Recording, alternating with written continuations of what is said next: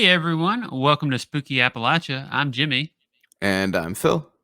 So this week's story was sent in to us by a fan who is another content creator. They run an amazing channel called I Talk Cryptids. So if you're a fan of cryptids, be sure to check them out. I watch them pretty often, and they feature some cryptid stories, mostly from the UK. Oh, that's cool. We Yeah. don't get a lot from over there. Have we had one No. from the UK yet? Right? Um. I don't Yes, we know. have. Well, we've done a reaction video at least. I know we've done that reaction video from the UK. Um, I we've got some UK listeners. Be sure to send those in. Yeah, We're yeah. not just America or Appalachia. We've I expanded a think it's bit. all ancestrally like part of the same mountain range, right? Like the hills Yes, in yes. Scotland and the Uh huh. Atlas Range in Morocco and the Yep. Appalachians. I think, yeah. Mm-hmm. So technically, if you live in the UK or Morocco, still spooky Appalachia. Yep. Yep. Mark, if you're watching, send us some stuff in. Cool. Well, I will go ahead and read the story. Okay. Me and my family were on holiday around 7 years ago.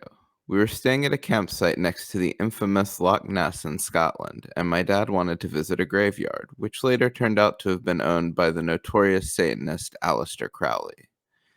One night, my parents decided to drive us up to that very graveyard for an explore. We all got an ominous feeling as soon as we stepped out of the car, and there was a thin layer of mist hovering above the ground. As we carried on further into the area, everything began to look eerie, with even the trees appearing to look like tortured souls. We came up to a stone hut that was centered in the middle of the graveyard. When looking inside, you could see a set of stairs going underground. It was believed that these stairs actually went all the way to Alistair Crowley's house, which later on was burnt to the ground by the locals. Beside the stairs going down, there were several pentagrams drawn on the walls. My dad was actually going to climb into the stone hut, but before he could, he said he saw what looked like the shadow of a person slowly coming up the stairs. As soon as we moved away from the building, a swarm of giant flies surrounded us and followed us all the way back to the car. You could hear them from outside, trying to get into the car. We eminently drove back to the campsite and kept this story for ourselves for several years. Wow. Big thanks to I Talk Cryptid for sending this in. Yeah, thank you. Yeah, really cool story. It And might thanks just for be. me for not trying to do a Scottish accent. That would have been we would have had to do like 3 takes and then drop it. Yeah, yeah. Yeah, the anything with Alistair Crowley is gonna be pretty dang creepy, I Yeah. think. That's like I don't know, that's been something that's been kind of like wild, I think, about having lived in Europe for the last few months, like compared to the US, is like there's just like stuff from that's like hundreds of years old that's like sitting around that's like barely a city park. You can just go up and like wander around and like it's Mhm, like stuff we would, that would be some of the oldest buildings in our country that we would have behind like fences with like mhm, heritage site signs up and stuff. So like mhm. I can imagine like what it's like kind of walking around like the moors or whatever up there and just seeing crazy old stuff with history like that. That's super cool. I think to I guess kind of shout out to Mark and Paranormal Reason again. He's told me that there's sites that they can go to and just investigate that are thousands of years old that you can Yeah, just walk up and walk into. like Celtic ghosts and stuff. Mm-hmm.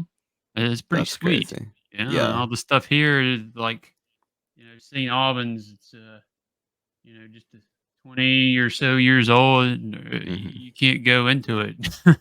Yeah, yeah, yeah. No, it's definitely sort of a different vibe. It's Hmm. But like I actually didn't know Aleister Crowley was from Scotland. I always thought Maybe he London. just owned property there. I That's thought also he true. was. I thought he Yeah, was just out of the mainland there yeah. mostly. No, that's true. people can. Yeah, especially I'm sure there's like a lot of like hunting lodges and stuff in Mhm. rural Scotland. Yeah, back then, yeah, that means I think he was, came from a wealthy family, and, That makes wealthy sense. families own property all over the place over there.